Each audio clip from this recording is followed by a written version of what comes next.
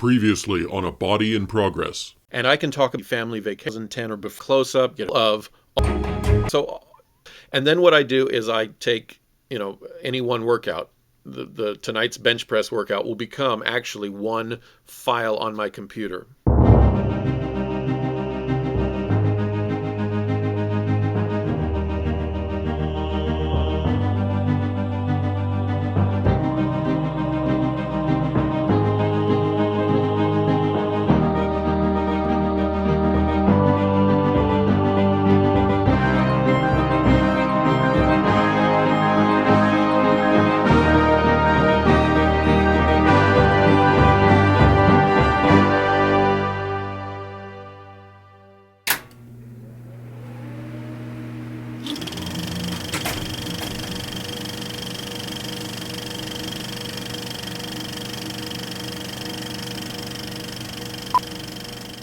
When I find myself with time in my schedule to create a new episode, the first question is, what is that episode about? If it's something like a workout journal, like the topic of these episodes, then I basically already have that footage. I just start going through, in this case, April through December. I say, what footage blocks do I have from April through December? What happened in those 9 months that I should talk about and present to my audience?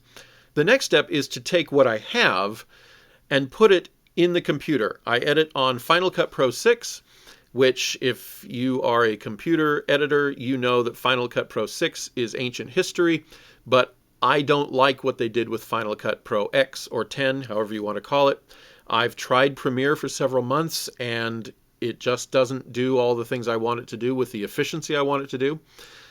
So as long as this computer lives, as long as I can keep nursing it along, as long as people will repair it and they make parts for repairing it, I am going to plug ahead on Final Cut Pro 6. And one day this computer will die, an undeniable death, an irreparable death, and that's when I will have to confront the reality that Final Cut Pro 6 does not even work on a modern Mac. What do I want to do? And I will answer that question when we get there. But for now, I'm on Final Cut Pro 6. So I take all of the shots that I want and I group them. In a case like a workout journal, there's going to be a section, like we've already seen, of just an overview of my workouts. And then there will be another section of important events within that weren't workouts, but they're related to fitness. And then there might be this and might be that. And I group those and I kind of see where I want them so that I can then figure out the rest of the script. I need to know what I'm going to say, and so I look at the timeline and I say, okay, I need some commentary leading into that section. I need some voiceover to go under those visuals. I need some commentary here, and I will generally outline that. I don't really script it. I just take notes on what I want to say, because the final delivery, like what I'm doing right now, is extemporaneous from notes. I have some thoughts in my head, I have some notes on the paper, and then I start talking. There's a problem here. As much as I try to tell myself, Brian, just press record and talk to your audience. They're human beings. You're a human being. Consider them friends. Pretend like they're right there in the room and you're just chatting. The actor in me and the perfectionist in me cannot stand that. And what it means is, by the time I'm done shooting the commentary, you end up with a whole bunch of outtakes. In 2012, in the second year of my first major YouTube channel, and in 2012,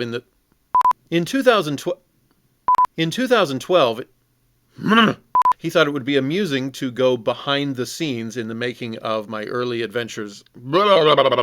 I love talking about film. I can do it for hours, which I actually already have. Oh, I didn't like that stumble. As we go ahead and take a look at the behind the scenes in production, I do drag the camera and my tripod out to the gym quite regularly. Not always, but enough to get, not every time, but a lot. That's too much detail. And so most nights as I'm headed to the gym, I'm just not comfortable with cell phones. I know they have some great imagery these days, but I grew up... My primary There are times where, I think I'm. How do I want to phrase that? Sometimes it's a shot, but sometimes it's a. Sometimes it's blah, blah, blah, blah, a muscle group, an area of the body that you wouldn't normally get a nice close up of. Let's rephrase that. Or maybe it's at the gym, maybe it's on location. Do I need to create commentary for the episode? Come on. I'm sitting in front of the camera describing things for you. I'm describing. I need to know what I'm going to say in the video. And sometimes my commentary is interrupted because my wife has to come through from her office to the kitchen.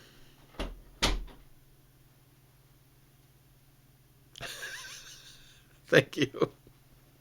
Just proving that you have a wife. Or at least a hand. Oh, they know. You've been in the videos. Yeah. You were swatting my butt.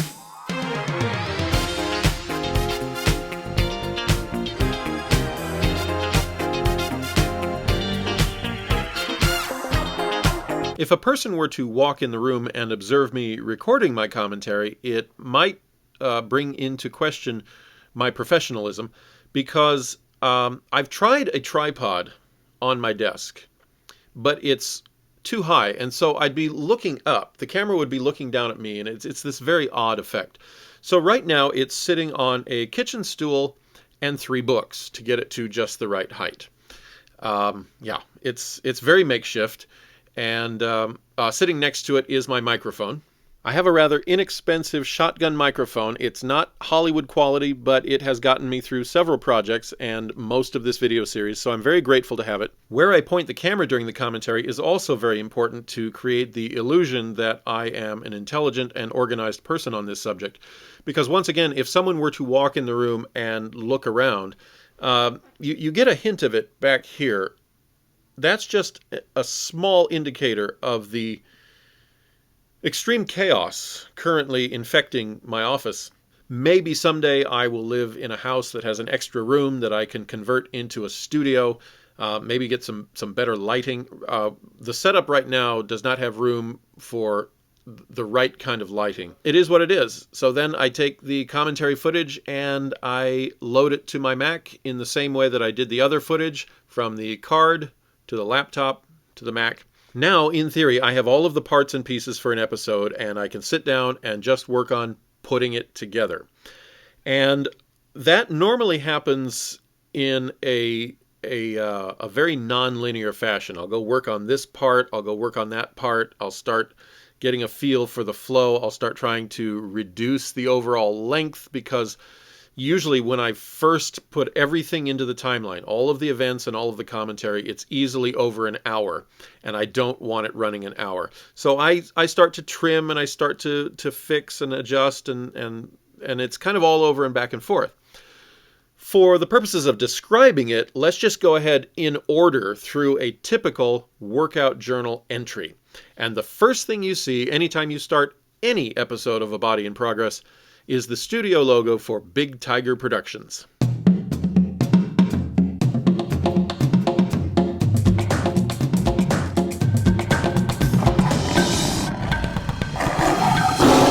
A studio logo for a video series and a YouTube channel that some guy is just making for fun is probably a bit superfluous, but it goes back to the filmmaker in me. When I go to the movie theater and the movie starts, it starts with the studio logo. Maybe it's Universal with the letters swooping up around the planet. Dun dun dun dun dun dun dun. Maybe it's Paramount with the stars coming in around the mountain. Maybe it's TriStar with the Pegasus. Maybe it's New Line Cinema with the film strips slowly rotating into place. Whatever it is, there's a studio logo, and I grew up with that, and it's a compulsion. I have to do it. Years ago, I created a very simple one called Purely Personal Productions. It's just the letters, and I think I might have put a little twinkle in there or something, but later on I created 10th and Fur Productions, and that basically is named for the cross street nearest my house. But then in 2014, I believe, it's very near 2014, I came across this image online. I don't even remember where. Somebody's fitness forum, somebody's fitness blog. somebody had posted this image. For some reason, that tiger just, I don't know, I liked it. I looked at it and I had this momentary sense of, yeah, I need to go work out. And so that became my profile image on my blog at the time, my workout journal, and one of the fitness forums I joined, My Bodybuilding Network. And the people at My Bodybuilding Network who were regularly interacting with my posts actually started referencing me as the tiger. For 40 years of my life, I never had a nickname that stuck or that I even liked. The closest was in high school when a friend of mine, Robert, decided to call me Mr. Johnstone. And that was because my desire to make a movie was already well known to me and my friends. But he decided that Brian Johnson was just not a memorable name. You've got Steven Spielberg and Tim Burton, Joel and Ethan Coen, Wes Anderson. You have names that they're unusual, and there's a certain theatricality to them just by their syllables, by the way they roll off the tongue. He said, Brian Johnson, what is that? That is just such a common name. You need to be something, just change it up a little, like Brian Johnstone. And he came up with that because at the time, Touchstone Pictures was a prominent film company. And I ran with that for a little while. I think I actually made that a studio logo back when I was making very amateur films. We had a little fun with it, but it didn't stick. I have no interest in changing my name to Brian Johnstone. I decided years ago that if Brian Johnson is a plain, ordinary name, I am determined to become such a well-known film director that it becomes a great name. But anyway, what else? One friend tried calling me Bry. Hey, Bry. I had no interest in that. Somehow, for some reason, Tiger actually stuck. And I don't know if that's laughable to anybody out there that a 40-something guy would latch on to a nickname that, I don't know, I guess would be mostly associated with young athletic guys. But I liked it, and it grew on me, and so it became my studio logo. My first thought when I first came up with the name Big Tiger Productions was to just use the one I found, but I do have I do respect the idea of copyright and intellectual property. I didn't want to just rip that off. So I actually went online. I browsed around some art sites, forums where artists could gather and share their work, and I actually commissioned. I sought samples because I was looking to hire someone to actually create a logo for me that would be my property in the end. And so I ended up with the tiger that you see at the beginning. The artist that I ended up selecting was Chris, either Valkonen or Valkonen, I'm not sure. But he whipped that up. I got quite a bargain. Not only was it what I would consider low cost in the beginning, but he spent a lot of extra time working on it. He sent me what I thought was a finished image, and he said, no, that was just a rough draft. He just wanted to get my approval. You know, was he headed in the right direction? And I said, yeah. I got a good deal, and I got a logo that I really like. In the 7 years that followed, the tiger really has caught on far more than I ever expected, certainly far more than I intended to use it, which was just as a studio logo. But it has become my username. Anytime I discover a new fitness forum, I just go right to Big Tiger. You've already seen that some of my followers have actually bought me Tiger gear, which is fun. That just really is a boost, that people are enthused enough about what I'm doing, or I've had a positive effect on their fitness life, that they feel not obligated, but they feel they want to encourage me in that way. So you've seen some of them. I have this shot here where I was intending to show you the actual unpacking of a new order that had come my way, a new gift that had come my way. I forgot to record it. I forgot to press record, so all you have is this silent shot of me showing you what I've already opened. I do have one more that I did record just a few days ago of my actually opening the most recent one. And I promised him that I would actually make sure the camera was rolling for this one, and it is. I see the little word record on the screen up there. It looks like it's going to be tiger related again. Okay. And this time, it is a tank top. My kids have also gotten involved in this wave of tiger enthusiasm. Now, I don't show them the video series. I'm not ashamed of anything that's in it, but it's not really for them. It's for grown-up males trying to get in shape. That's the target audience. And it does have images there where I can imagine if they ever were to stumble across certain episodes, they would go, "Dad!" and want to crawl into a corner and curl up and burst into flames. But they know about the tiger, and they know I create this video series, and they know I'm trying to get in better shape.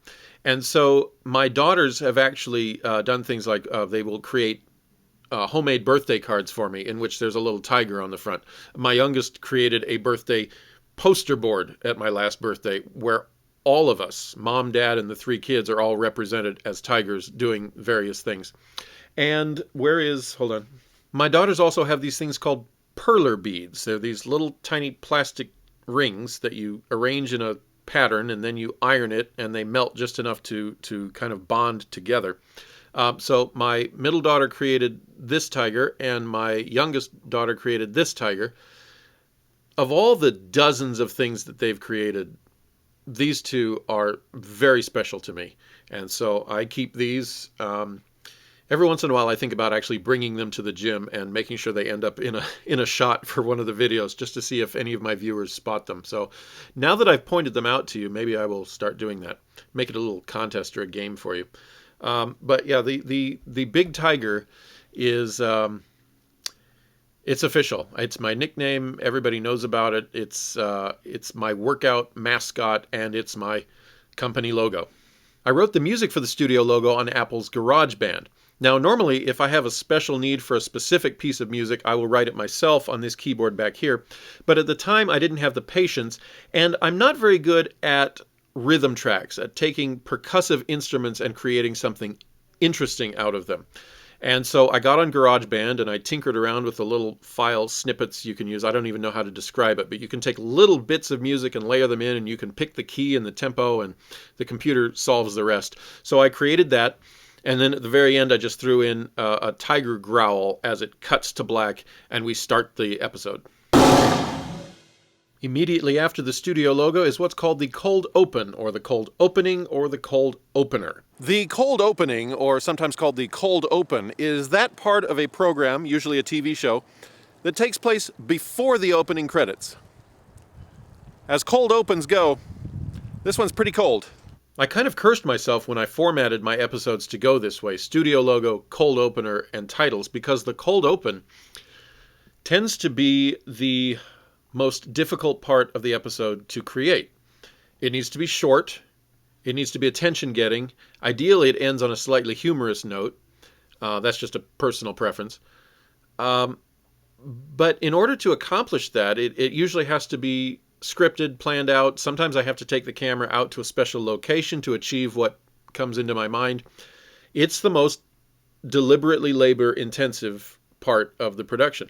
You know, one could say that the workouts are harder, but that's just the workout itself, and the camera is just capturing what I'm already doing. The cold open has to be created, and there are times where I regret creating a series where I need a cold opener at the start of every episode. Complete morons. The last frame of the cold open becomes the first frame of the main titles. I hold on that last image just long enough to wipe from one side to another, leaving behind a line drawing meant to look like blueprints.